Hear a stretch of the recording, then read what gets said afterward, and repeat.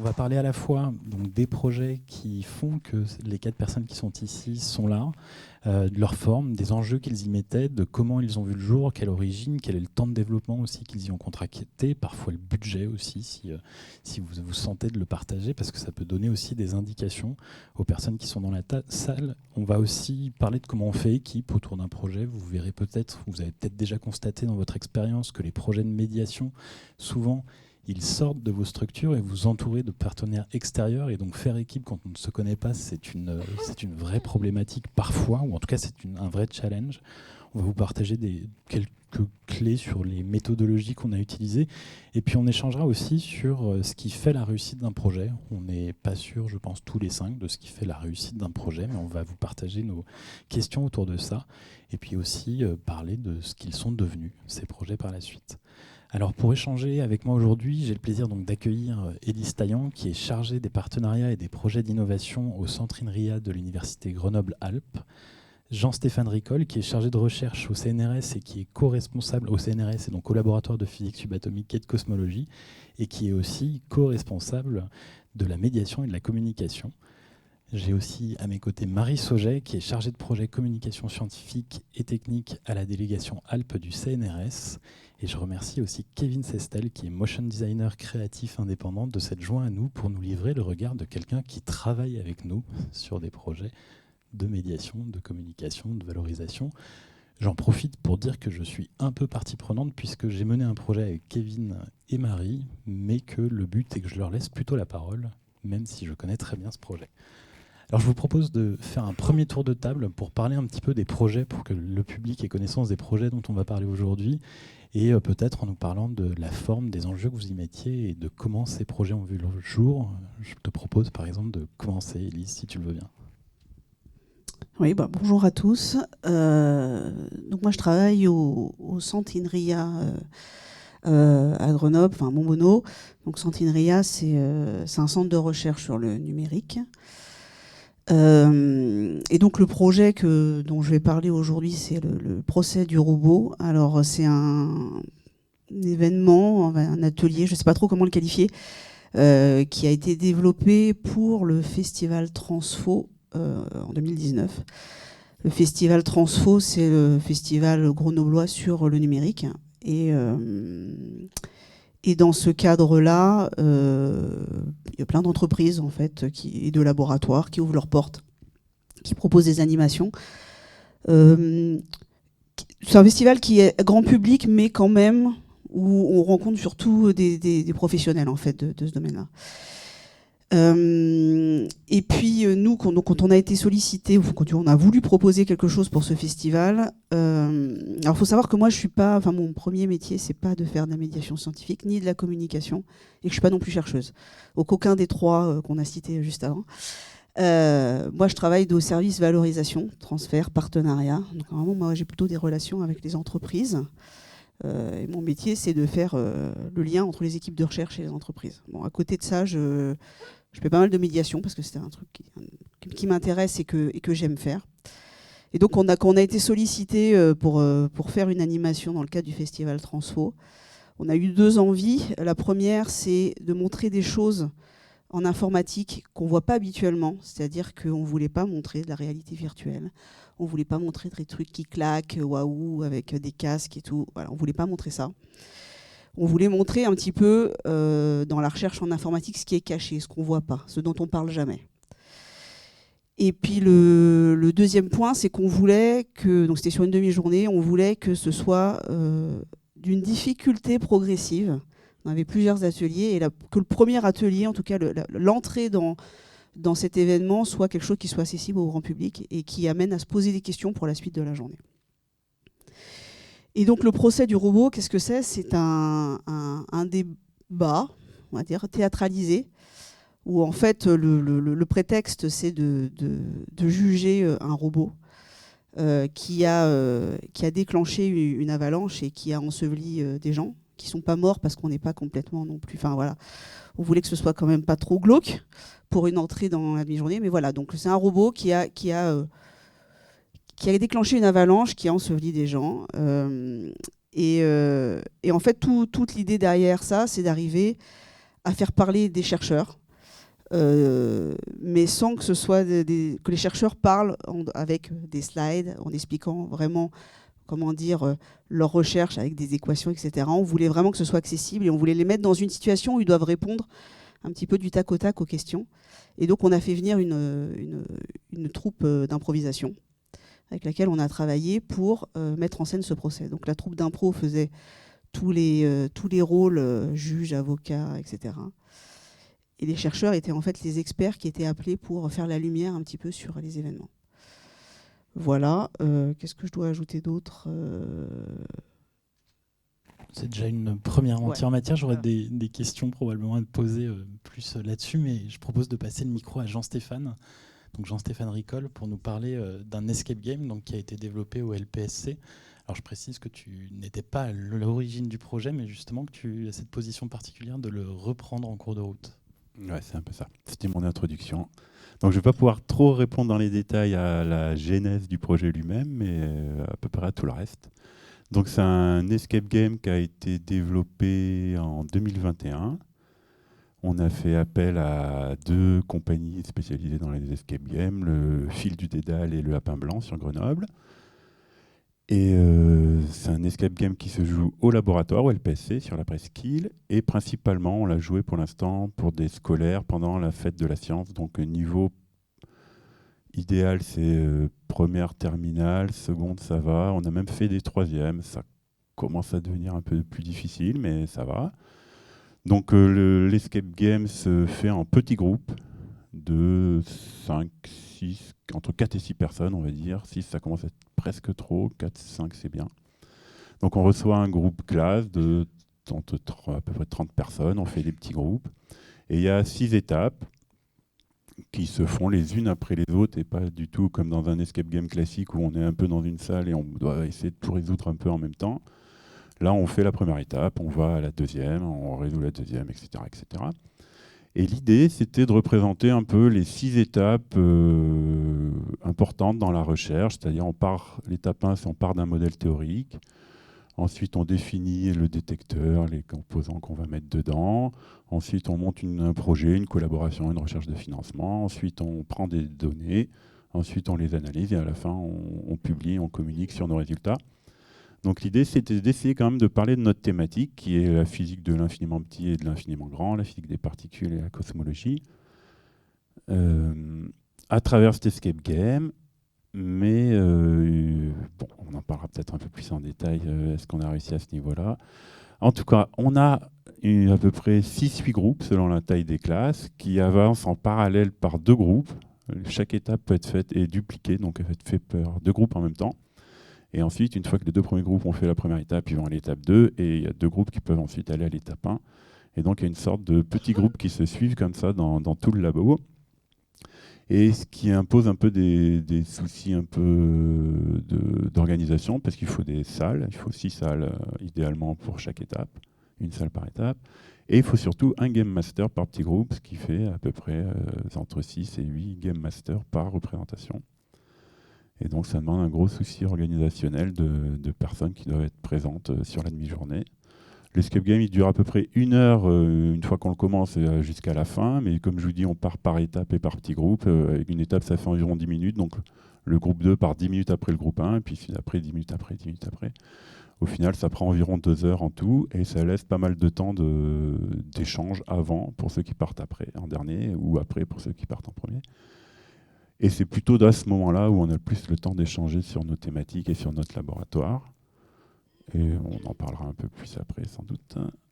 Et voilà, je crois que j'ai dit ce que je voulais dire. Je propose du coup à Marie de présenter le projet des conférences immersives, peut-être à 2 voix un peu avec Kevin, mais je vais te laisser entamer. Bonjour tout le monde. Donc le conférence immersive, c'est un événement qui a été initié par le CNRS au niveau national dans le cadre des échappées inattendues. Donc c'est des formats d'événements de médiation scientifique destinés au grand public, où l'idée c'est de proposer des formats de conférences démos, de micro-conférences.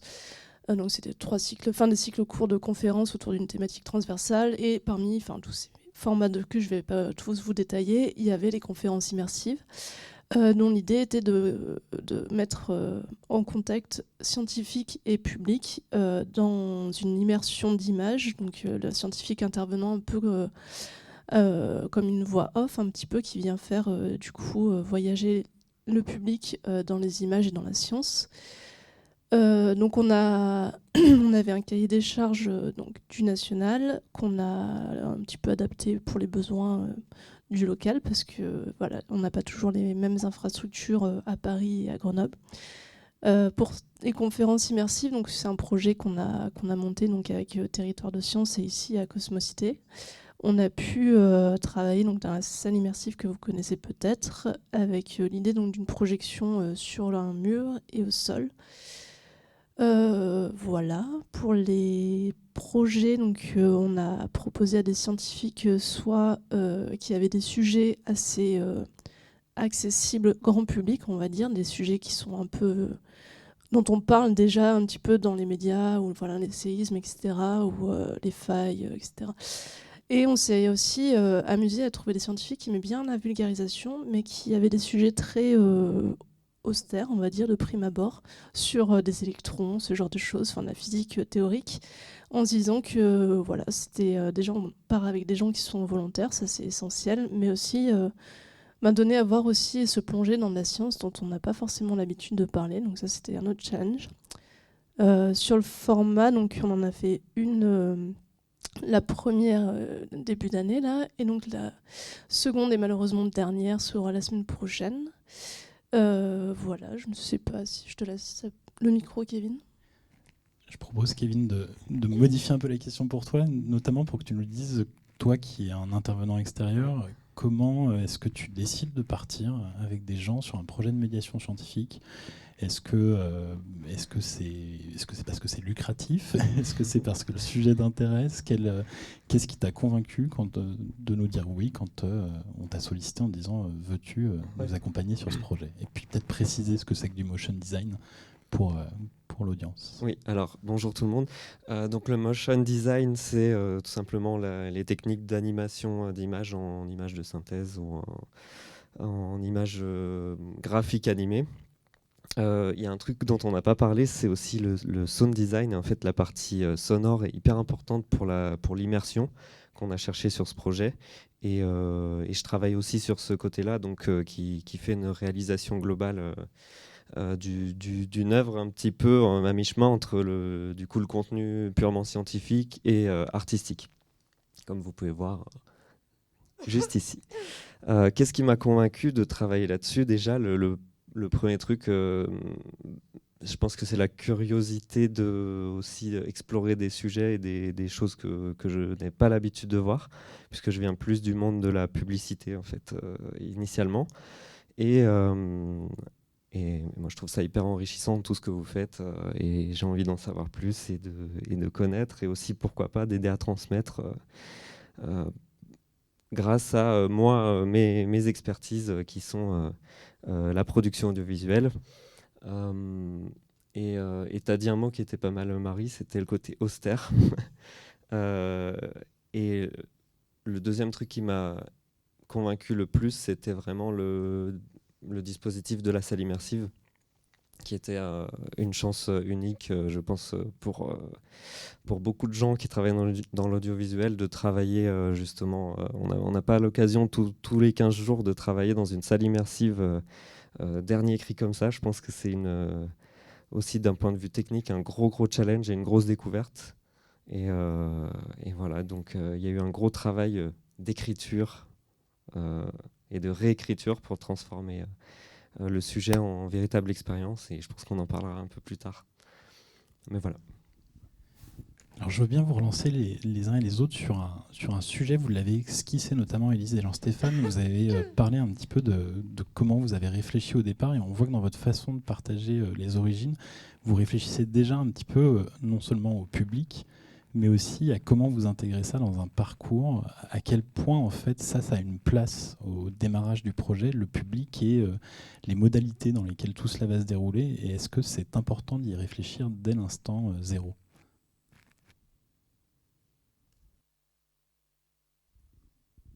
Alors, moi, j'étais pas là à l'instant zéro, mais ce qui est sûr, c'est que ça a été pris en compte, vu que la liste des salles était déjà définie, le public était défini.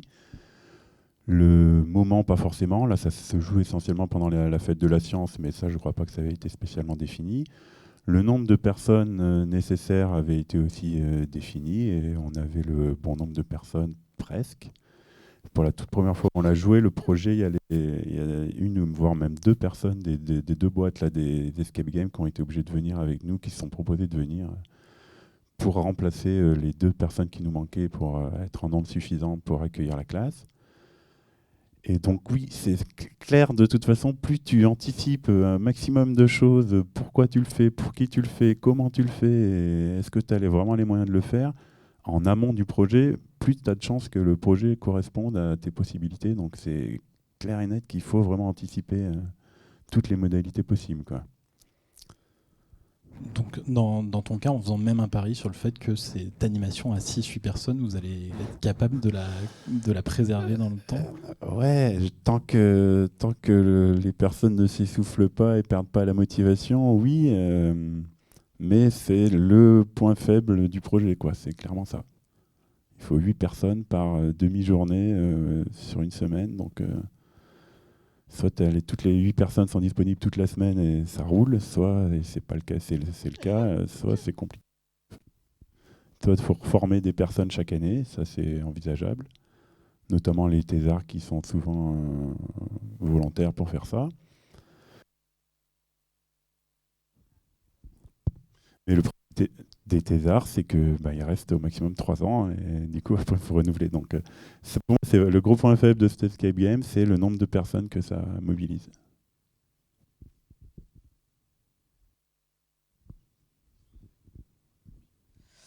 Moi, je vais faire un peu une réponse semblable. Effectivement, au démarrage, dès la conception, ça me semble indispensable de savoir à qui on s'adresse. Et parce que le discours va pas du tout être le même et le contenu va pas du tout être le même suivant à qui on s'adresse.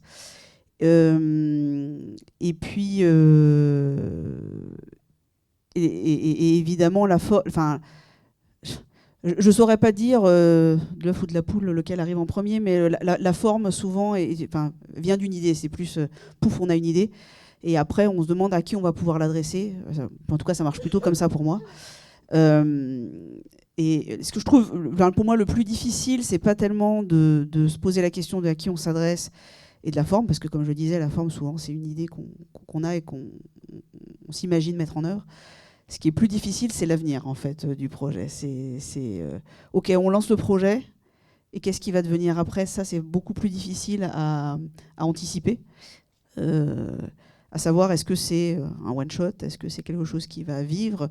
Et c'est pas toujours évident d'anticiper les ressources qui vont être nécessaires et le travail même personnel qui va être nécessaire pour poursuivre après, pour faire continuer à vivre ce projet.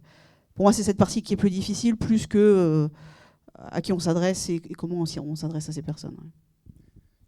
Je veux bien que tu rebondisses aussi sur cette notion de forme. Donc là, c'est une forme particulière, ce procès du robot, qui mélange donc l'intervention des scientifiques avec une sorte d'improvisation théâtrale.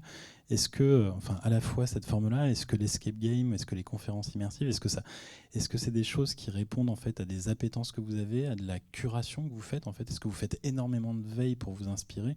Et là, la question vaut aussi pour Kevin, je pense. Qu'est-ce qui amène cette forme? Ou est-ce que c'est de l'originalité à tout prix pour séduire un public différent? Qu'est-ce qui vous a orienté au départ?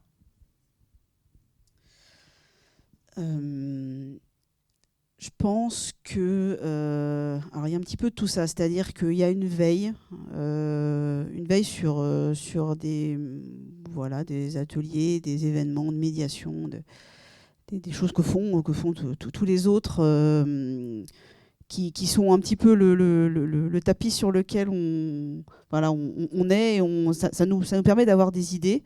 On va pas forcément copier, mais c'est des choses qui sont toujours en fond quand on réfléchit à ce qu'on pourrait mettre en œuvre. Ensuite, oui, probablement la forme des événements qu'on met en place, clairement, c'est des choses qui nous motivent, nous, donc sur lesquelles on a un intérêt personnel. Donc clairement, moi j'aime bien le théâtre d'improvisation. Voilà. J'en fais pas moi-même, mais j'aime bien aller voir des spectacles d'improvisation. J'ai mis aussi en place un escape game. J'aime bien faire des escape games. Voilà, enfin, la question ne se pose pas, en fait, quelque part. C'est pourquoi on va vers ces formats qui sont quand même un petit peu, oui, originaux, mais qui sortent un petit peu du cadre. C'est parce que ça nous attire. Et puis la dernière question, oui, l'originalité à tout prix. Alors, je ne peux pas parler pour toutes les autres personnes qui font de la médiation. Moi, j'aime bien. Essayer de sortir des sentiers battus. J'aime bien... j'ai l'impression, peut-être que je me trompe, j'ai l'impression que le fait de proposer quelque chose d'original qu'on n'a pas vu ou qui est rare, fait venir les gens... Il y a la curiosité déjà de venir voir à quoi ça peut ressembler ce truc-là. Donc, je dirais pas qu'il faut absolument faire des trucs complètement délirants, mais c'est vrai que la nouveauté, la rareté, en fait que ça attire. Voilà. Du coup, je dirais que ça impacte plus parce que c'est des choses qui sont pas déjà vues et donc on va toucher tout de suite à l'aspect émotionnel, sensoriel beaucoup plus fort en fait, qui va donc mieux faire passer le message et mieux impacter les gens qui participent à l'expérience. Et donc c'est clairement ça qui est attirant dans ces formats un peu hybrides où on va inclure le spectateur dans l'histoire et il va avoir une place centrale en fait dans ce qui va se jouer. Il ne va pas être seulement spectateur de la scène, quoi. La deuxième question, c'était l'originalité à tout prix. Oui. Non, je ne saurais pas... Non, c'était pour savoir si ce qui fondait la décision, c'était l'envie d'être original ou l'envie d'aller vers une affinité ou quelque chose qu'on a vu ailleurs qui a marché. Et en fait, c'est un peu de tout ça. Et peut-être, je vois Stéphane qui s'appelle. Je voulais juste rajouter, je suis d'accord avec ce qui a été dit, c'est pas vraiment l'originalité à tout prix, mais c'est quelque chose qui sort du cadre, ça va forcément attirer plus de monde par curiosité. Mais surtout, ça nous permet à nous de se dire, tiens, qu'est-ce qu'on fait de ce support? Comment on fait de la médiation avec un truc qui n'a jamais été utilisé jusqu'à présent? Et ça permet aussi de se poser des bonnes questions pédagogiques et de vulgarisation. Donc c'est intéressant, c'est pas à tout prix, mais c'est tentant, voyant. Mais je suis d'accord qu'on va vers quelque chose que nous on connaît déjà et qui est original pour un objet de médiation, mais que les escape games par exemple on connaît. Voilà. Et je veux bien que tu nous livres ton retour sur justement ce choix de l'escape game et ce qu'il a permis en termes de transmission du message, parce que tu l'as bien défini en fait au départ, les 6 étapes que vous vouliez mettre en avant. Est-ce qu'aujourd'hui il remplit sa fonction? Moi, clairement, j'ai l'impression que non. C'est un petit peu le petit bémol de ça. C'est que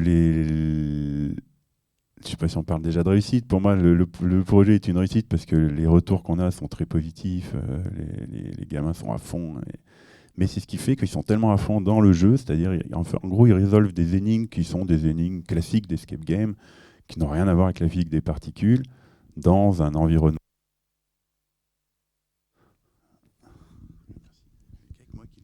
C'est bizarre. Donc, je disais, voilà, ils résolvent des énigmes qui sont vraiment des pures énigmes d'escape game qui n'ont rien à voir avec la thématique, mais avec en gros un environnement autour, un lore qui fait qu'on essayait de leur transmettre des messages sur comment on monte un projet de recherche, les différents métiers du laboratoire, et puis la thématique elle-même. Mais ils sont tellement à fond dans la résolution des énigmes, en plus vu qu'ils partent en séparé, il y a un peu une sorte de course et de compétition qui s'induit entre eux, et qui est génial, qui participent vraiment au plaisir qu'ils ont de faire, mais qui, du coup, ils écoutent à peine les trucs qui sont annexes et en dehors des énigmes, quoi. Et le paradoxe, c'est que ça suscite d'autres projets, du coup, ça, pour toi. Du coup, nous, on s'est dit qu'on voulait quand même parler de nos thématiques. Du coup, vu qu'il y a du temps libre au début ou à la fin, on est en train de monter des ateliers interactifs qui, pour le coup, parlent des thématiques du labo. En conservant l'escape game, néanmoins. Qui serait en parallèle à l'escape game et si possible portable pour essayer de le jouer ailleurs. On a toujours la question de est-ce qu'on peut le jouer ailleurs collaboratoire, et idéalement oui, mais vu que pour l'instant le peu d'impact qu'on a sur notre thématique, c'est juste le fait que ça se joue dans les locaux du labo. Moi, je suis content qu'il se joue au labo encore, pour quand même qu'on parle un peu du labo et de nos thématiques un minimum, quoi. Et je me permets de continuer à te triturer Vas-y. sur le fait de garder l'escape game. Du coup, le conserver, c'est parce que cette expérience positive, cette expérience visiteur, qui n'est pas vraiment une transmission de savoir, vous voulez la conserver au cœur de toute une séquence. Ouais, parce que les gens, le public qui vient reste vraiment, on a vraiment des retours très positifs, ça marche super bien. Donc il faut juste qu'on améliore un peu la transmission de connaissances en lien à nos thématiques, et puis ça sera un super projet, quoi. Mais du coup qui va se faire en 2 fois et pas en une.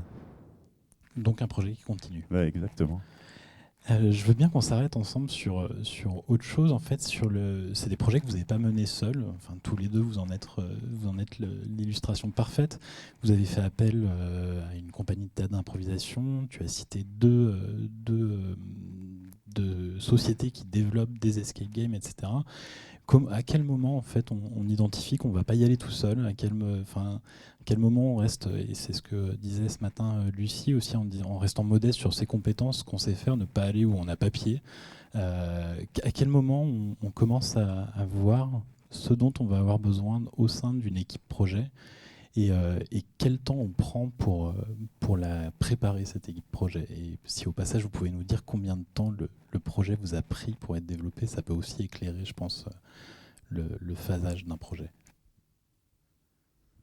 Je vais répondre rapide. J'ai le micro, je commence, mais ça va être rapide vu que moi j'étais pas à la partie tout début, donc je ne sais pas vraiment combien d'heures il y a eu d'interaction entre les boîtes d'escape game et mes collègues qui ont monté le projet. Ce que je sais, c'est qu'il y avait un financement, et que je pense que quand tu as le financement, tu vas clairement prendre un professionnel plutôt que le faire toi, moins bien. Quand tu n'as pas de financement, la question se pose plus difficilement, quoi.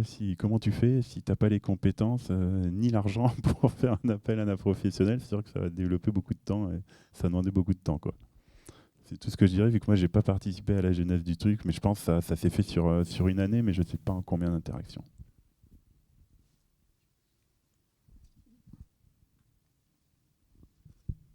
Pour ce qui est des conférences immersives, on s'est aperçu très tôt qu'il faudrait des compétences multiples. Parce que pour ma part, j'ai pas de compétences sur les logiciels qui sont utilisés dans les salles immersives, par exemple. Pour ce qui est de Cosmocité, il y a des compétences, mais en fait, on voulait pousser plus loin. Tu me diras si je me trompe. Enfin, on s'est rendu compte assez rapidement que finalement, il nous faudrait l'aide de professionnels, d'où l'intervention de Kevin et Perrine.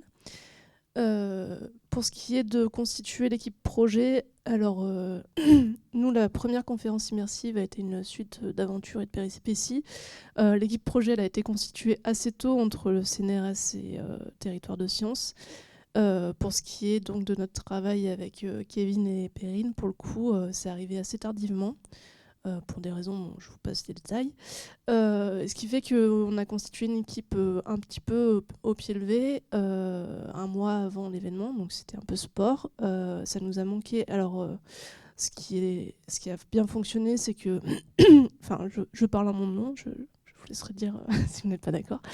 J'ai trouvé que ce qui nous a permis d'avancer malgré tout, c'est le fait qu'on puisse arriver à... Enfin, on avait une réelle curiosité déjà du travail de chacun et chacune. Donc ce qui nous a permis de tout de suite poser un peu les bases de qui tu es, qu'est-ce que tu fais, etc. et de travailler ensemble. Donc nous, pour la première conf immersive, ça s'est fait vraiment sur un temps très court. Là, pour la deuxième, on se connaît un peu mieux, on sait un peu plus aussi quels sont les impératifs, les outils, les manières de travailler de chacun, chacune. Donc c'est dans la continuité de l'autre, donc ça fait à peu près 5 mois qu'on travaille ensemble, quelque chose comme ça. Et il y avait une autre question, je crois. À laquelle tu viens de répondre, qui était combien de temps en fait pour ce projet. Donc ça fait 5 mois qu'on travaille ensemble, mais on a commencé à échanger il y a peut-être plus d'1 an et demi. Oui, c'était en avril. Autour de ce sujet. Oui, première trace de réunion ensemble. Kevin, souhaites-tu réagir ? Oui, donc tu as parlé de Perrine, dont on n'avait pas parlé jusque-là. Je me suis fait accompagner de donc, une directrice artistique qui a donné l'univers graphique et que j'ai ensuite animé. C'était beaucoup plus simple pour se répartir la tâche, et puis elle a son univers artistique avec lequel j'étais bien raccord là-dessus. Donc voilà, on a fait équipe, elle et moi là-dessus. Donc pour nous, on est arrivé sur le projet fin décembre, juste avant Noël. On s'est vu pour la première fois. Et les choses se sont lancées assez rapidement. Et la conférence était le 15 février de mémoire. Donc voilà, ça nous a laissé 1 mois et demi pour partir de zéro et arriver à une expérience qui dure entre 1 heure, 1 heure et quart de mémoire. C'était à peu près ça, un peu plus court, 45 minutes. Et donc pour arriver à ce résultat-là, en cumulé, on était autour de 500 heures de travail entre Perrine et moi, quoi. Donc un mois de janvier plutôt sport et sans regret. Je peux peut-être profiter du fait que tu as le micro pour rebondir là-dessus. Là, c'est peut-être pour notre culture à tous sur qu'est-ce que ça fait de travailler avec nous qui avons peut-être des temporalités différentes, bien qu'on ait aussi des temporalités, des injonctions dans nos métiers. Mais là, on le voit, on travaille parfois avec des chercheurs, donc c'est pas le temps principal. Lucie partageait le fait qu'elle faisait de la médiation, notamment sur son temps personnel, lorsqu'elle souhaitait pouvoir y consacrer du temps. Est-ce que, en tant que prestataire extérieur qui a l'injonction aussi de faire tourner sa boîte quelque part, qu'est-ce qu'il y a de particulier dans le fait de travailler avec nous, avec peut-être des moments où on est un peu absent dans les réponses, alors que tu as besoin de débloquer ces 500 heures dans ton planning Alors, dans les points positifs, c'est que vous avez la capacité à suivre une organisation, une méthodologie qui vient aussi des domaines de la science et qui est hyper agréable, parce que quand on vous donne, par exemple, un planning ou des étapes, c'est des choses que vous respectez énormément, contrairement à beaucoup d'autres clients. Vous essayez de le faire. Et après, dans les points un peu négatifs, on va dire, c'est l'inertie qu'il y a autour de gros dispositifs comme ça, de structures où il faut faire des tests régulièrement dans la salle immersive pour tester ses créations avant d'aller plus loin. Et puis aussi, très régulièrement, consulter le ou la scientifique et les experts du domaine pour savoir si on n'a pas trop galvaudé le message scientifique, et donc vraiment avancer pas à pas, même à pas de fourmi, pour pouvoir créer quelque chose qui soit vulgarisé certes, mais pertinent et juste tout de même, quoi.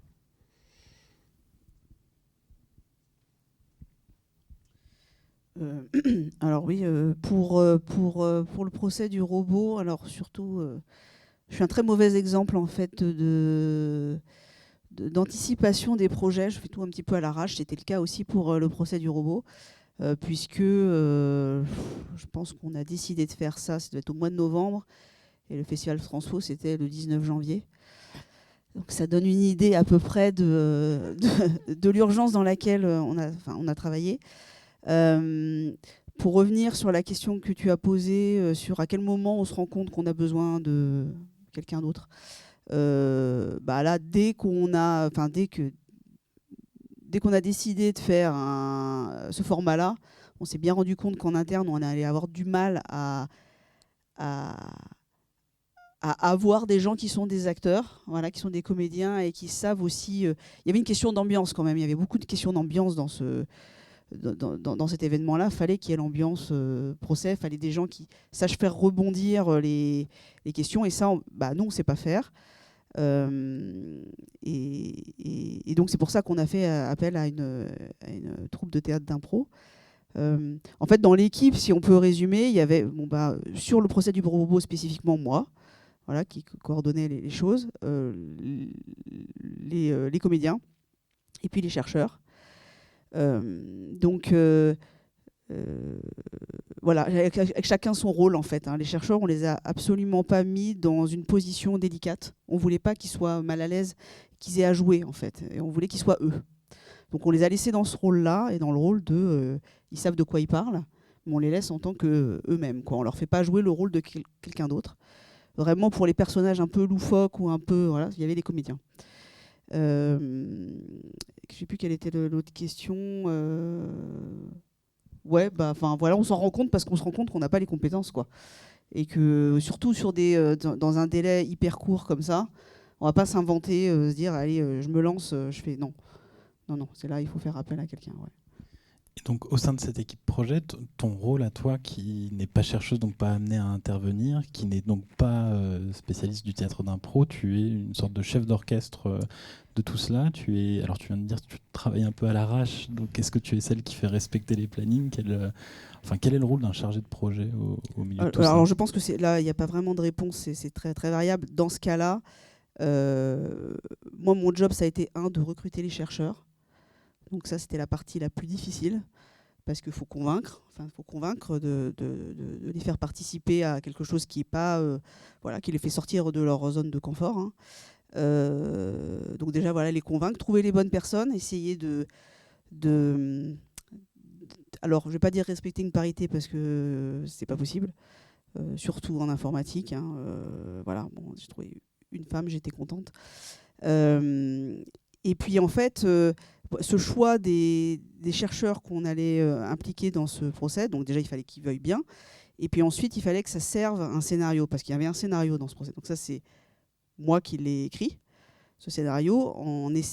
J'avais bien une idée derrière la tête, hein, il y avait un objectif, et donc il fallait trouver les chercheurs qui pouvaient rentrer dans ce scénario.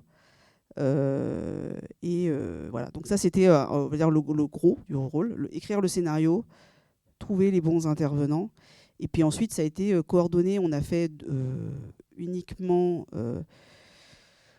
on a fait en fait une première rencontre avec, non pas tous les comédiens, mais seulement la metteuse en scène et les chercheurs, pour déjà se connaître et puis voir un petit peu où on allait.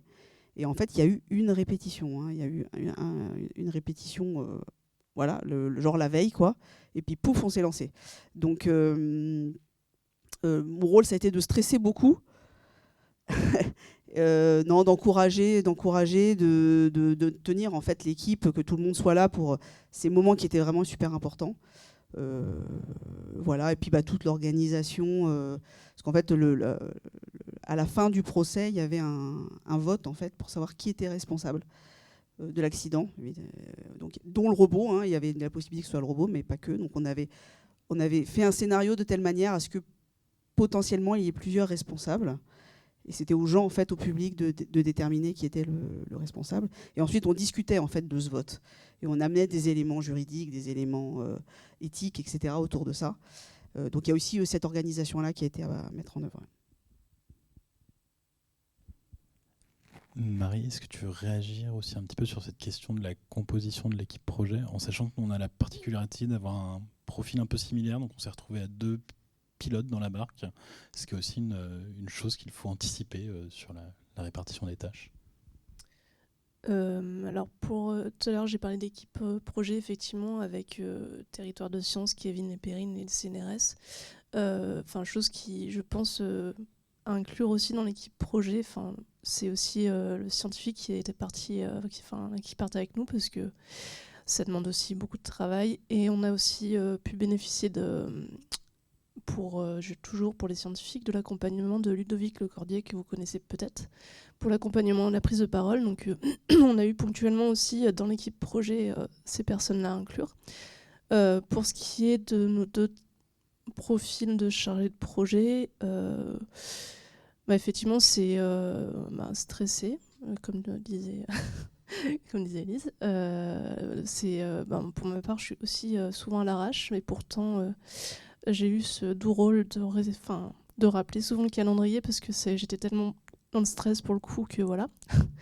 Mais j'ai l'impression que, donc même si avec Territoire de Sciences, on a commencé à travailler en amont, mais on apprenait aussi à travailler ensemble, parce que pour le coup, on n'avait jamais personnellement travaillé ensemble. Ça s'est articulé de manière à ce que moi, j'étais plutôt du côté coordination avec scientifiques, avec le national pour tout ce qui est du coup le cahier des charges, la communication, etc.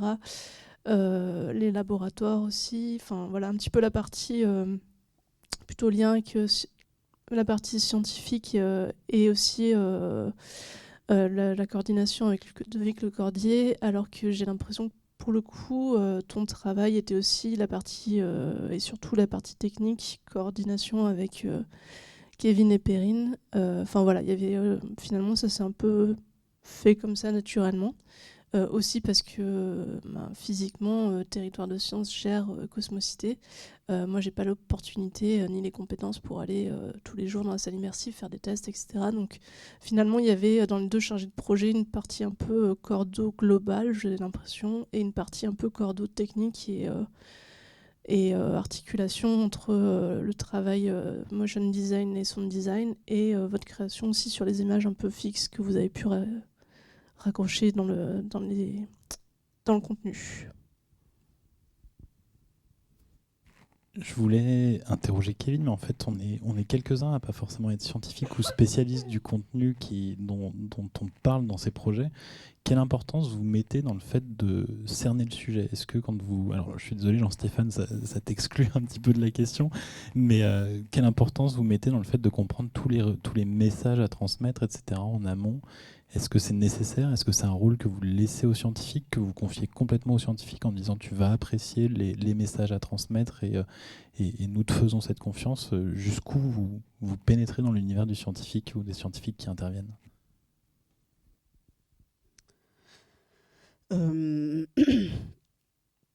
Alors, en fait, pour le procès,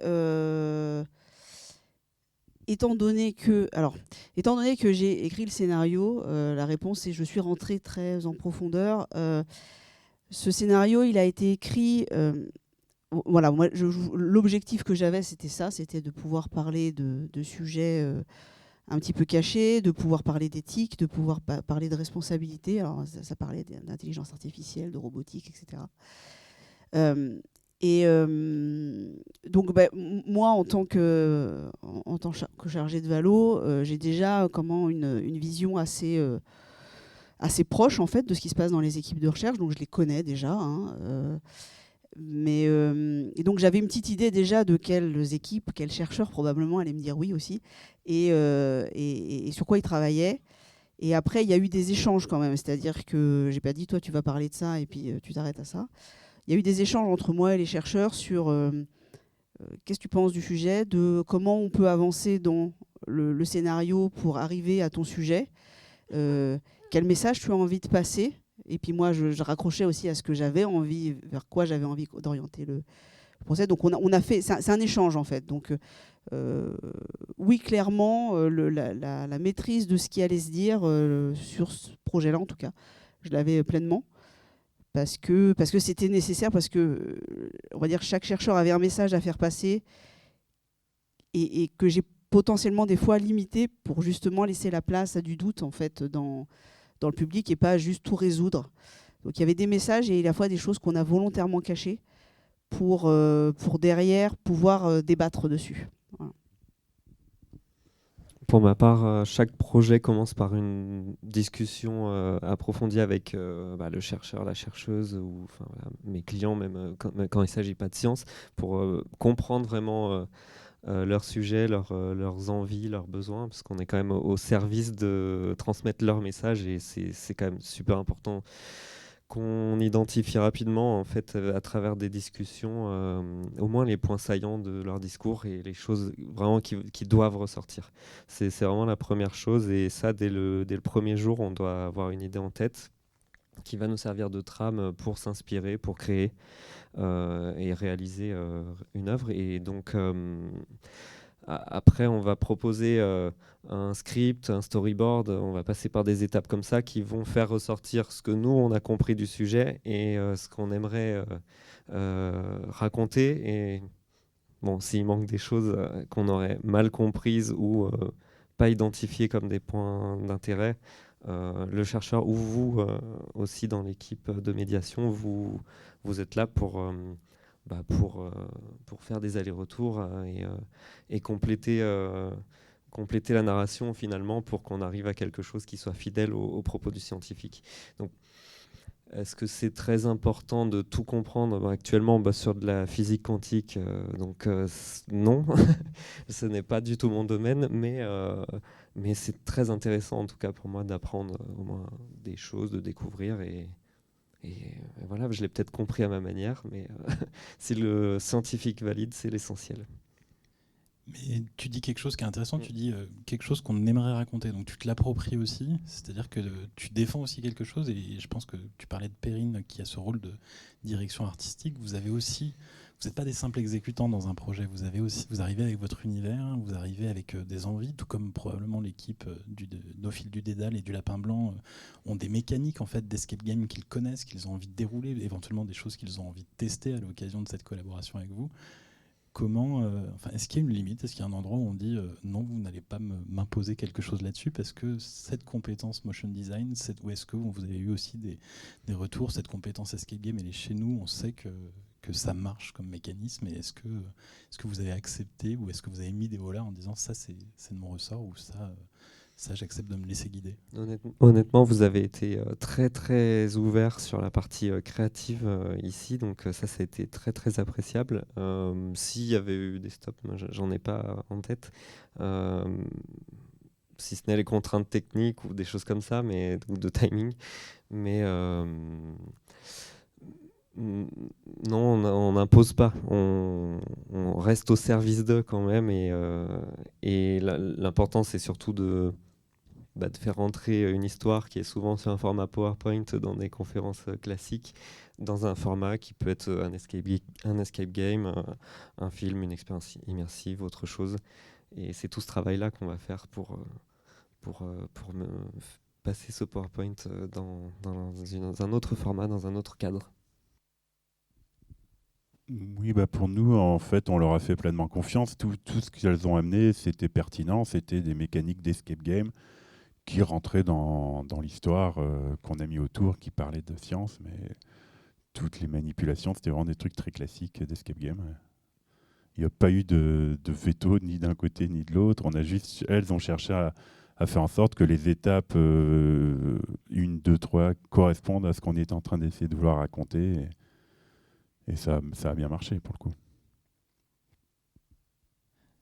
Je vois le temps qui tourne et je dois aussi être vigilant au fait de laisser la parole à la salle. Je voudrais quand même qu'on prenne le temps de conclure et de se poser la question de la réussite de ces projets. Est-ce que vous diriez aujourd'hui que ce sont des projets réussis, et qu'est-ce qui, Jean-Stéphane, t'en as déjà un peu parlé quelque part, mais qu'est-ce qui vous ferait dire que ce sont des projets réussis? Est-ce qu'ils sont, alors je lance des pistes, est-ce qu'ils sont réussis grâce à vous, ou est-ce qu'ils ont réussi ailleurs? Puisque je vois Élise qui s'approche du micro. Qu'est-ce qui a particulièrement bien marché, et qu'est-ce qui vous fait continuer éventuellement ce projet, ou qui l'a continué ailleurs?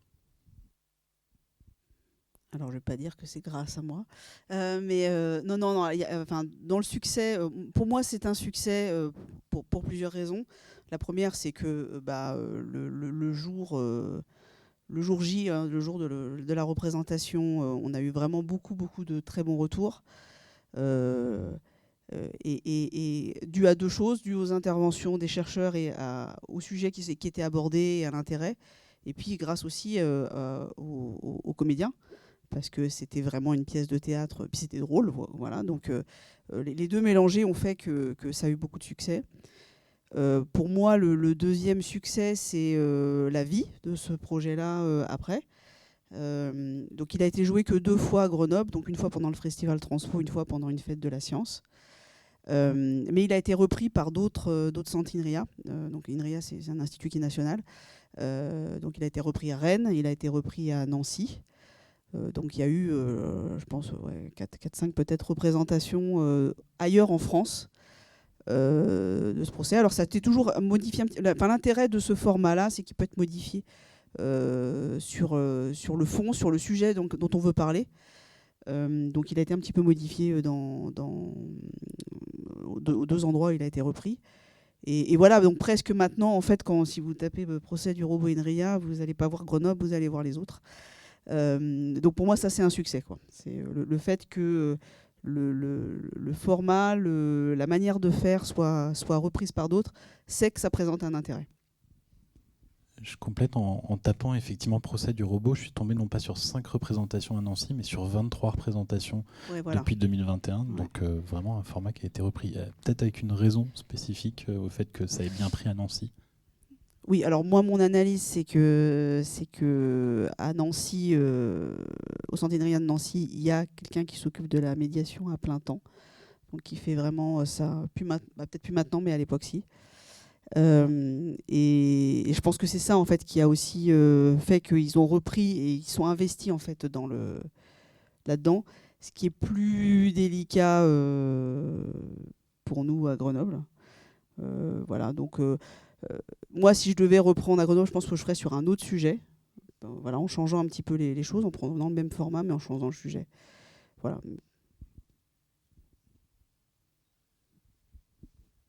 Je vais redire un peu ce que j'ai déjà dit en essayant de résumer. Ce qui fait le succès d'un projet, c'est avant tout l'impact sur le public. Est-ce qu'on a réussi à le toucher, c'est-à-dire est-ce que déjà il a passé un bon moment et est-ce qu'en plus il a réussi à retenir des choses et qu'on a réussi à faire passer un message. Donc nous, notre escape game, le public est ravi à chaque fois. Le message n'est pas aussi pertinent qu'on aurait voulu. Du coup, maintenant on va faire la médiation après ou avant l'escape game, de manière à remonter un peu le point médiation et passage de message. Et voilà. Et peut-être aussi ce qui fait le succès d'un projet, c'est est-ce qu'il est amené à continuer. Et dans notre cas à nous, ça demande beaucoup de manpower, donc c'est un peu délicat, mais tout le monde a envie qu'il continue, quoi. Pour ce qui est des conférences immersives, pour moi, le succès, entre guillemets, il peut être mesuré de 2 façons. Il y a déjà le fait qu'il y avait du monde, que les gens nous ont fait des retours plutôt positifs. Parmi les questions qui ont été posées, on n'a pas eu des questions de base, genre j'ai pas compris, en fait c'est l'outil B. Donc je pense qu'on a réussi à donner quelques informations et des connaissances qui ont permis d'avoir des questions un peu plus poussées. Donc je pense que du coup les gens ont l'air d'avoir compris ce qu'on a dit, parce que c'est pas, vu que c'est un format aussi un peu nouveau, on peut aussi avoir enfin voilà, plonger dans les images, un peu oublier, je sais pas, d'écouter le discours, ou alors enfin voilà, il y a plein de raisons qui peuvent faire que finalement le message ne passe pas. J'ai l'impression que le public globalement était satisfait et a compris et appris des choses. Donc ça, c'est le volet un peu public. Et pour moi, il y a un autre aspect aussi dans le succès d'un projet, c'est aussi la satisfaction qu'on a à faire ce projet.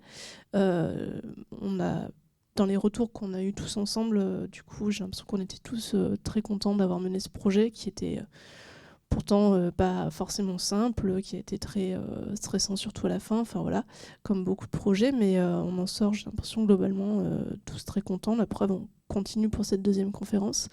Et c'est vrai pour l'équipe qui a travaillé un peu au quotidien là-dessus, mais aussi pour la scientifique qui nous a fait des retours plutôt positifs et qui est très enthousiaste à l'idée de peut-être en refaire une autre. Enfin voilà, pour moi c'est aussi le succès d'un projet. Je sais pas si tu veux. Non, mais à partir du moment où déjà on arrive à lancer la fusée, pour revenir au petit dessin qu'on avait là tout à l'heure, et que tout se passe bien déjà d'un point de vue technique, déjà ça c'est déjà un grand succès, et que ce soit partagé au public et reçu de manière assez positive. Voilà, après le projet fait sa vie, il se confronte à la réalité, et je pense qu'il faut faire attention au perfectionnisme dans nos métiers pour laisser vivre les choses telles qu'elles le sont à un instant T, quoi. Donc pour moi, c'était vraiment l'essentiel du succès, c'était la technique et le partage au public. J'allais dire, tu as peur qu'on te ressollicite pour améliorer la précédente, a priori. C'est mort. C'est mort. Moi, je me permets de faire un retour du coup sur le projet qu'on a mené ensemble. J'ai gardé un peu de réserve jusqu'à présent. En fait, ce qui pour moi a marché dans ce projet, c'est effectivement d'avoir réussi à le mener à bien. Le paradoxe, c'est qu'aujourd'hui, on est plus à même de le conduire, mais on n'en refera pas une 3e après la 2e. Par contre, on a créé des envies de retravailler ensemble, parce que c'est aussi parfois pratique de repartir avec des gens avec qui on sait travailler. Ça ne veut pas dire qu'il ne faut pas ouvrir aussi la porte à d'autres collaborations, mais c'est toujours c'est toujours bien de ne plus avoir toute cette étape-là à remettre en branle dans un projet, toute cette phase de s'apprendre les uns les autres. Alors je vous propose, avant de passer la parole au public, est-ce que si quand même vous deviez identifier quelque chose que vous changeriez sur ces projets, le point crucial que vous changeriez et celui éventuellement que vous conserveriez par-dessus tout, ce serait lequel ? Pardon, je t'ai coupé. Un des points à changer, c'est du coup le fait que ça soit pour la conférence immersive, ça a été un one-shot pour un temps très court et un public restreint, parce que la salle immersive a une jauge assez petite. Donc ça, c'était peut-être le point qu'on cherche à améliorer, enfin en tout cas à modifier. C'était le point positif à garder, c'est ça ? Tu as le droit de dire rien, je ne me vexerai pas. Pour le point positif, moi je trouve que c'était le fait de travailler justement avec des compétences multiples, et des compétences professionnelles pour le coup sur certains points, qui fait aussi la richesse de ce projet. Je pense que c'est la qualité aussi de ce qu'on a pu faire, quoi. Moi je dirais ce qu'il faudrait changer, c'est nous laisser un mois de plus. Ce qui a été fait sur la deuxième conférence, et du coup beaucoup moins de stress. Quelque chose à garder, ce serait la liberté créative. Et c'est quelque chose qui a été même amélioré sur la deuxième conférence. Donc si vous venez la semaine prochaine, il y aura quelque chose vraiment avec plus de liberté créative encore que sur la première. Jean-Stéphane ? Moi, si je devrais changer quelque chose, c'est d'imposer du temps de vulgarisation et de médiation à chaque personnel de laboratoire, qu'ils aient plus de temps pour ça, parce que malheureusement, ils en ont pas beaucoup pour un escape game, et c'est dommage, parce qu'ils ont un milliard d'autres trucs à faire. Et par contre, ce que je garde, c'est le fait que ça ait besoin j'arrête pas de dire que c'est un désavantage, le fait que ça ait besoin de plein de monde, mais c'est aussi un point super positif, c'est que ça crée de la collaboration dans le labo et des gens avec qui on travaille sur une courte période sur ce projet-là, et que c'est super, c'est des gens très chouettes.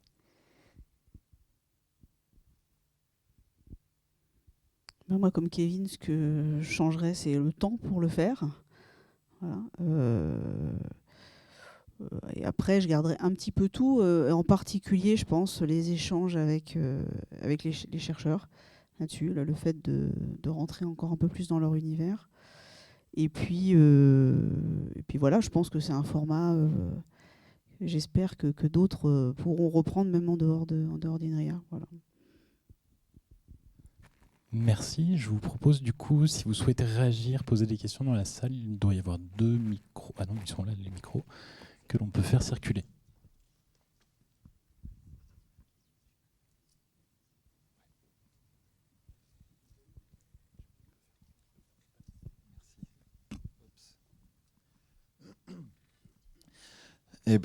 Bonjour à toutes et à tous, et merci pour votre discussion inspirante et éclairante. J'ai une question sur un point qui est, je trouve, pas très abordé, mais qui, à mon avis, devrait être central, surtout par les temps qui courent. Mais bon, je ne suis pas le plus expérimenté de la salle, donc je ne me permets pas non plus. C'est une remarque personnelle. Mais je me demande comment est-ce qu'on peut réfléchir, est-ce que vous réfléchissez quand on pense à un projet, comment est-ce qu'on essaie de maximiser le fait que la sociologie des gens qui vont effectivement être touchés par ce projet correspond aux gens qui en ont le plus besoin, c'est-à-dire les gens qui sont socio-culturels ou géographico les plus éloignés des sciences et de la culture de façon générale. Et une fois que le projet a existé, comment est-ce qu'on peut l'évaluer, ça ? Et comment est-ce que ça rentre en compte pour dire si le projet a été une réussite ou pas ? Voilà.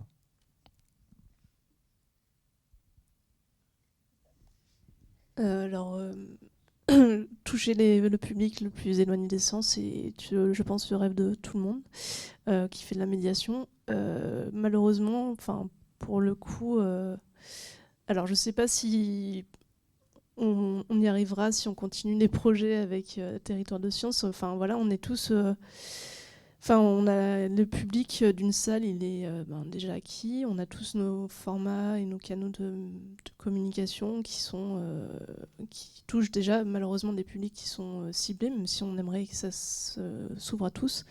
Et puis faire venir des gens. Alors, je ne sais pas si c'est le mot science qui fait peur aux gens ou le mot physique quantique peut-être aussi, mais enfin toujours est-il que. Enfin, c'est vraiment je pense, une volonté de se tourner vers un public qui est un peu plus éloigné. Pour le coup, en tout cas dans le projet qu'on a mené, c'est aussi peut-être faute de temps de communication, parce qu'on n'a pas tellement communiqué finalement, c'était à plein assez rapidement, mais enfin voilà, je pense qu'on a touché un public qui était déjà acquis et à Cosmocité et à cette thématique-là.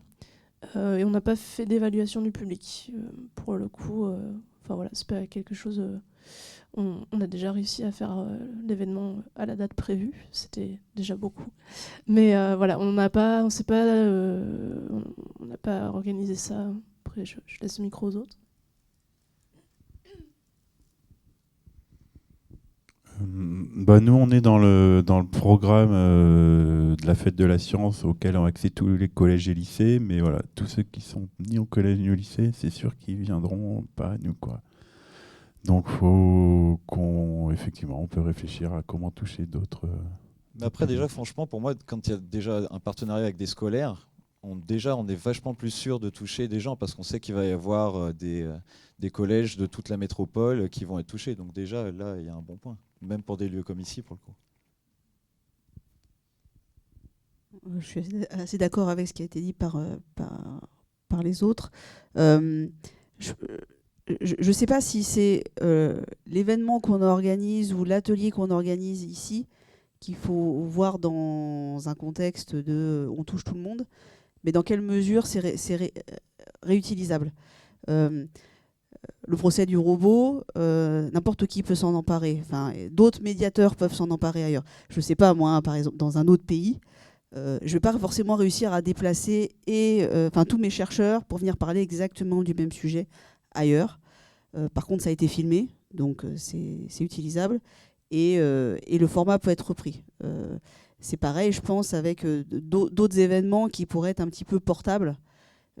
Ça repose pas que sur la personne en fait qui crée la chose, ça repose aussi sur ceux qui peuvent s'investir ailleurs. Alors quand c'est à Grenoble sur par exemple des zones d'éducation prioritaire ou des choses comme ça, effectivement on peut y aller parce que c'est à proximité. Mais on voit bien que dès qu'on touche même des zones en France qui sont un petit peu plus éloignées des centres de recherche, etc., ça devient délicat en fait d'aller, de se déplacer parce que tout de suite le temps qui est pris, qui est de 2 heures pour faire un événement, ça passe à une journée entière parce qu'il faut se déplacer. Et là, on a un vrai problème d'impliquer notamment les chercheurs parce que déjà qu'ils prennent de leur temps pour faire de la médiation, si en plus il faut les envoyer loin, c'est compliqué. Donc je pense qu'il y a une vraie question dans les territoires qui sont éloignés, aussi de prise en main par d'autres en fait, de ces formats-là.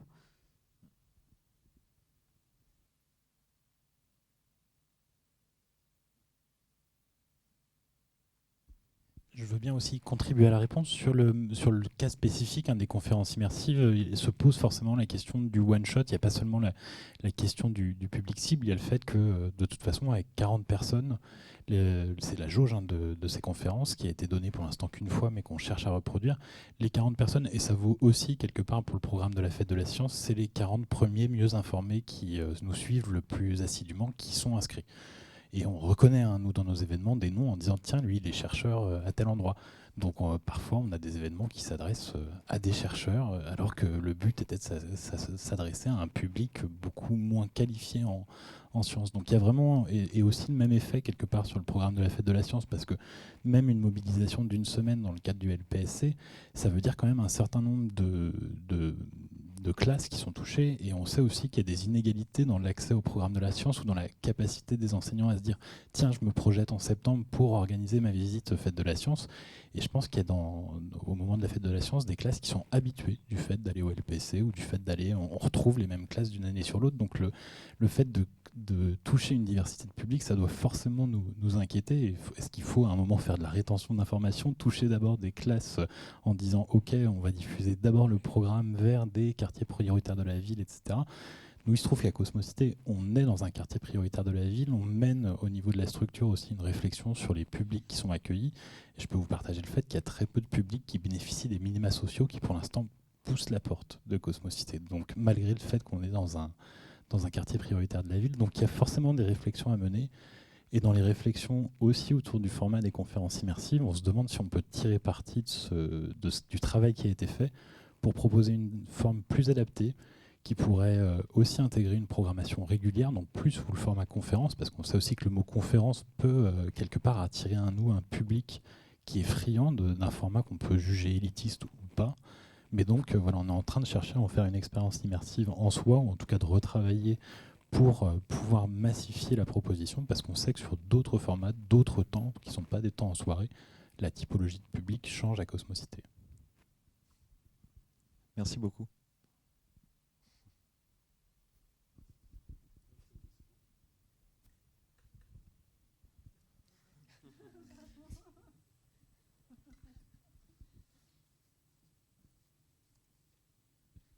N'hésitez pas. Ah, voilà, deux mains qui se lèvent. Bonjour. J'ai compris que pour vous, c'était assez important l'originalité quand vous créez un projet. Quand vous avez une idée, est-ce que vous prenez un temps aussi pour aller faire une sorte d'état de l'art des projets de la médiation qui ont déjà été faits sur ce sujet pour s'en inspirer, ou vous préférez au contraire partir des choses que vous avez localement et vous inspirer vraiment de votre idée première et d'être 100% original?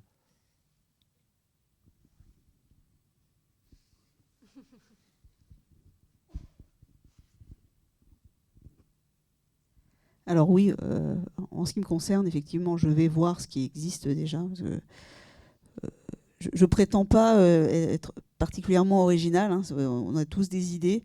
Il y a des choses qui existent. Le procès du robot, il sort pas de nulle part. Clairement, il est inspiré par d'autres ateliers qui avaient déjà eu lieu, qui n'avaient pas exactement la même forme, mais où il y avait déjà derrière des idées de débat, en fait. Donc clairement, de toute façon, je ne pense pas qu'on puisse prétendre à avoir vraiment une idée vraiment originale. Elle est toujours inspirée de ce qu'on a lu ailleurs, de ce qu'on a vu. Et ensuite, je pense que la manière dont on prend nos idées, et, enfin, je ne parlais que de moi parce que je ne vais pas parler pour les autres, mais c'est plus de dire je pense que ce format va bien avec ce que j'ai envie de faire passer comme message. Et s'il y a un format qui existe déjà, qui marche bien, je le prendrai. Si je dois juste apporter cette dose d'originalité parce que j'ai l'impression que ça fera mieux passer mon message, parce que ça me permet d'aller où j'ai envie d'aller et que je vais réussir mieux à parler aussi au public que je vise, alors je fais ce pas de côté par rapport à l'existant. Mais ce n'est pas une volonté obligatoire de pousser tout ce qu'ont fait les autres de côté pour faire mon truc à moi. Non, je suis assez d'accord. Au contraire, s'il y a quelque chose qui existe et qui marche, autant se l'approprier et refaire pareil, juste changer la thématique. Le seul problème, c'est que c'est pas toujours évident de savoir ce qui a déjà été fait et que si ça n'a pas été un truc qui a été ultra médiatisé, tu sais pas forcément que ça existe déjà et que ça a déjà été fait ailleurs. C'est la grosse difficulté de savoir ce qui a déjà été fait en médiation, quoi. À titre personnel, ce que je mets derrière le mot originalité, c'est vraiment une combinaison de multitudes d'inspirations, de ressources, de choses qui ont déjà été faites et qu'on pourra prendre de manière très partielle pour combiner et créer un objet original, du coup, au final, de plein de sources qui peuvent être diverses et variées. Et même, c'est une étape qui est inclue dans notre process de travail qu'on appelle le mood board, où on va avoir des vidéos, des planches graphiques, des photos, des textes, plein de choses qui vont donner une cohérence artistique à un tout, quoi. Et ensuite, on passe à la création sur les contenus scientifiques qu'on nous transmet. Donc l'originalité, finalement, c'est comment on s'approprie tout ça. Je suis d'accord avec vous. Alors pour ce qui me concerne, du coup, nous, on n'avait pas cherché forcément à être original à tout prix parce que déjà, comme je disais tout à l'heure, voilà, la conférence immersive, à la base, elle répondait à un cahier des charges. Donc pour le coup, on a pris un peu à contre-pied, on a quand même essayé d'être original parce qu'on ne pouvait pas répondre stricto sensu à ce cahier des charges. Donc on s'est adapté à la salle. Après, je pense que par rapport à ce qui est de la veille, alors, j'essaie à titre personnel d'en faire un petit peu. C'est compliqué parce qu'il y a plein d'initiatives partout. J'ai pu aller voir aussi ce qu'ils faisaient en termes de conférences immersives chez nos collègues à Lyon.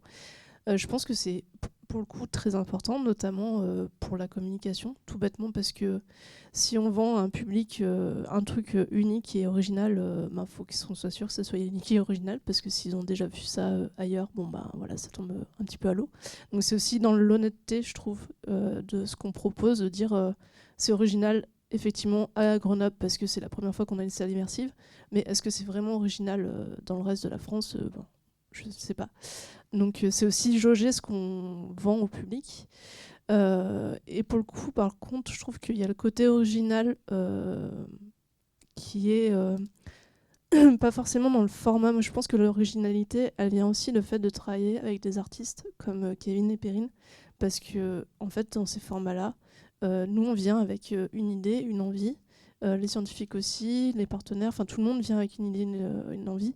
Et ce qui sort de la tête et du crayon des artistes, et en fait ça nous échappe.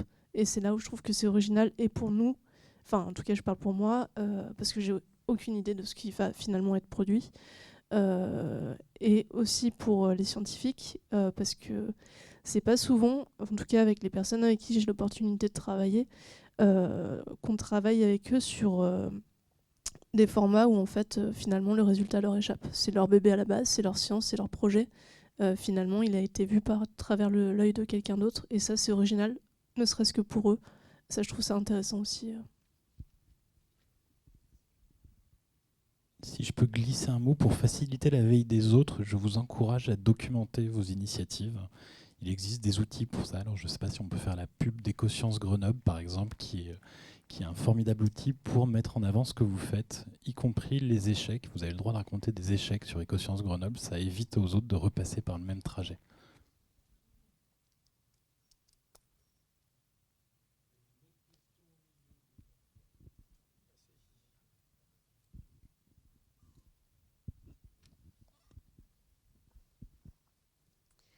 Oui, donc le sujet n'a pas encore été abordé, c'est souvent le sujet qui fâche. Vous me voyez venir, c'est au niveau du budget. Au-delà du combien, parce que ça peut quand même donner des ordres de grandeur, il y a aussi l'idée de le budget de fonctionnement. Parce que souvent, on peut avoir un budget pour développer le projet. Par contre, après, si on veut le faire vivre, reproduire la conférence, si j'ai bien compris, pour le procès robot, vous faites appel à une théâtre d'impro. Donc, c'est-à-dire qu'à chaque fois, il y a une prestation. Est-ce que ça, vous avez réfléchi au budget? Et puis, pour la conférence immersive, donc je comprends que pour le moment, c'est du one-shot, mais si vous voulez le transformer, ça veut dire qu'il faut aussi redévelopper des choses. Et dans ces cas-là, comment on se débrouille pour avoir le budget pour la suite? Effectivement, c'est la question qui fâche.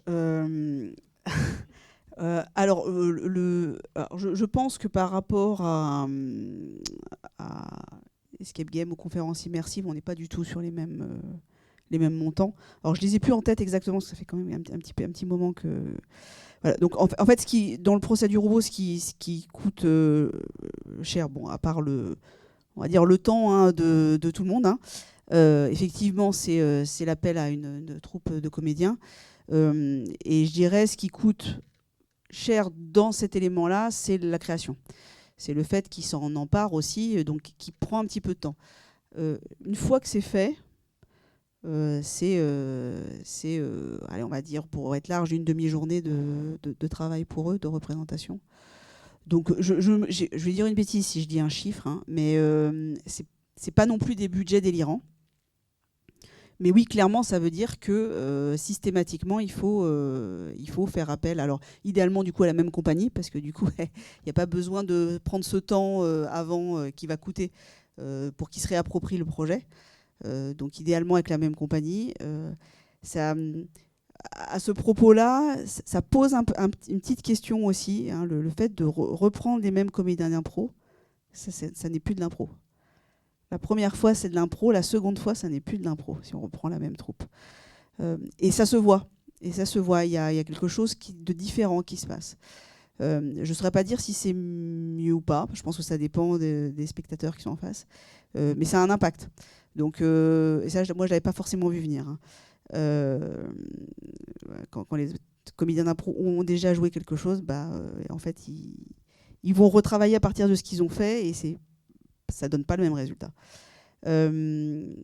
Donc oui, clairement, c'est typiquement un format qui coûte à chaque fois qu'on le refait et qui peut être un frein à le refaire effectivement. Je ne sais pas comment mes collègues de Nancy ont géré cette partie-là. Peut-être qu'ils ont réussi à décrocher des budgets différents ou, je ne sais pas, faire payer les places, j'en sais rien. Ouais, voilà. Je ne peux pas dire plus. Alors c'est un sujet qui fâche pas complètement, mais la question elle est légitime et puis j'aime bien le distinguo qui est fait entre les espèces sonnantes et trébuchantes qui sortent et le budget de fonctionnement.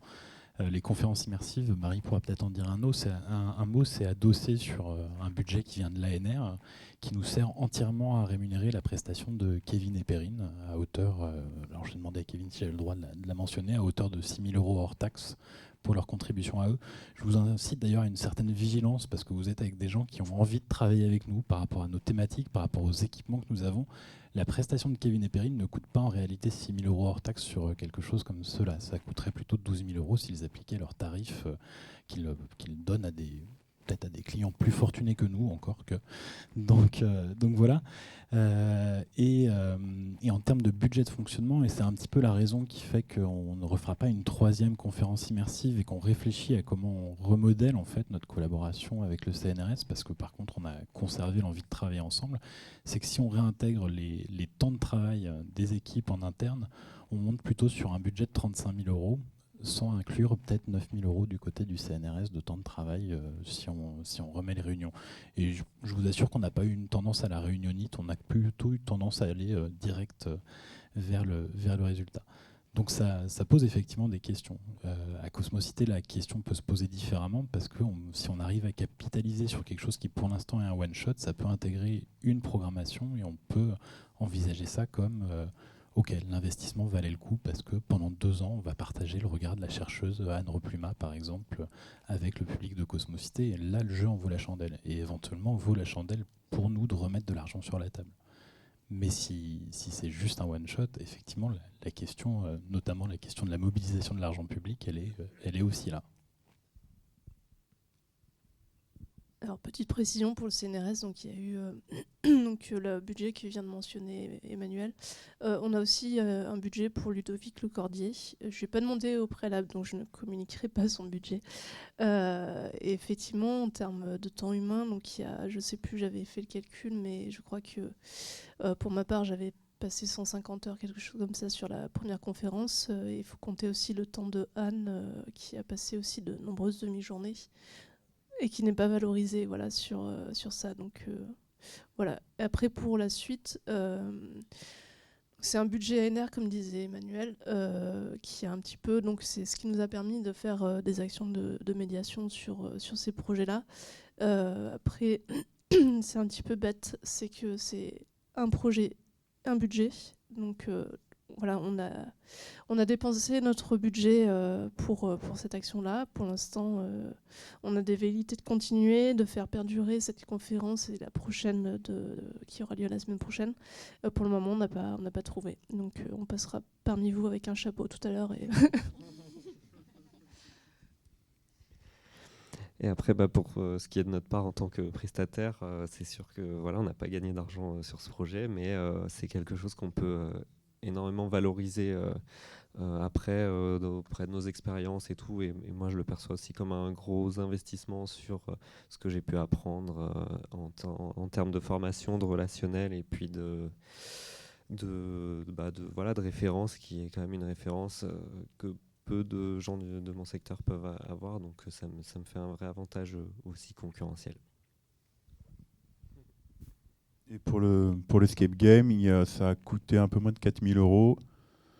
Il y a à peu près un gros tiers qui est le matériel. Non, un gros tiers qui est toute la réflexion en amont, la conception du jeu. Un petit tiers qui est le matériel et un tiers qui est les prestations qu'elles ont faites de formation et d'animation ensuite, où j'avais dit qu'elles nous avaient rejoint pour remplacer deux Game Masters. Et en termes de fonctionnement, il y a 0 coût parce que c'est du matériel vraiment simple et pas super cher et solide. Par contre, ça demande du temps personnel, quoi.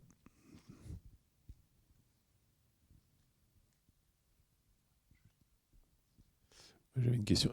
Juste une précision sur le ANR, c'est quoi? Pardon, l'abus d'acronyme, c'est l'Agence nationale pour la recherche. C'est, si je ne me trompe pas, le plus gros financeur de la recherche publique en France. Et donc, c'est ce qui nous a permis d'avoir les budgets... Pardon ? On me dit à l'oreillette hors salaire, probablement. Donc, c'est l'Agence nationale pour la recherche.